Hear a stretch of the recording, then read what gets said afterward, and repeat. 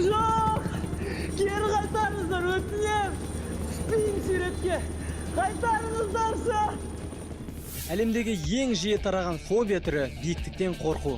Алайда адреналинге жаны құмар адамдар өмірін бәске тіксе де, түрлі биіктерді бағындыру үшін әлем аралап кетуге даяр.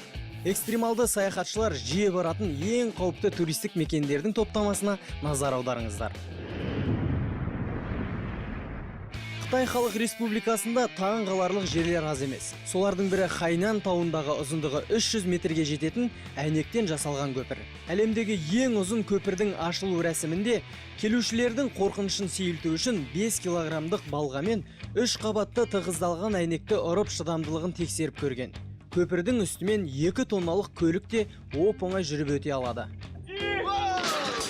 Мұнандай көпірден өту қандай қорқынышты десеңізші.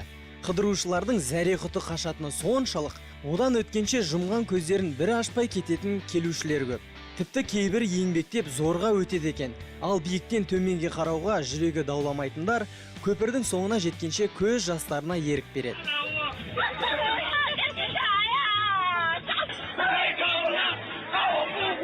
Ал Норвегиядағы Троллтунга деп аталатын жер әлемдегі ең қорқынышты мекендердің бірі. Қазақша тролль тілі деген мағынаны білдіреді. Расында мұндай жер бізде ғана бар деп кекетіп тілін шығарып тұрған секілді. Көл деңгейінен 1100 метр жоғарыда орналасқан. Дәл осы тілдің үстінде селфи жасау үшін саяхатшылар 14 километр таулы аймақты жаяу жүріп өтуі қажет екен. Досым, тоқта. Келме мына жаққа, құлап кетесің қазір. Мақсатына жеткен әр саяхатшы ойға қонымсыз әрекеттер жасайды.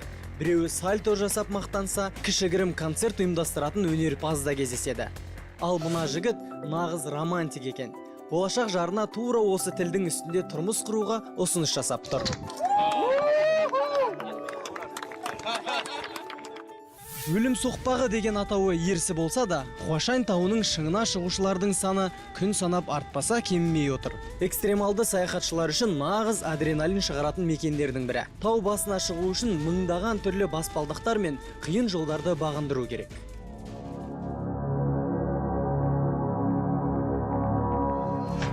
Айтыңыздаршы, видеоның өзінен зәре-құтың қашады емес пе? Ал шын мәнінде бұл жерге барған адамның не сезінетіндігін елестету мүмкін емес. Себебі бір ғана қателіктің кесірінен өміріңмен қош айтысуың ғажап емес.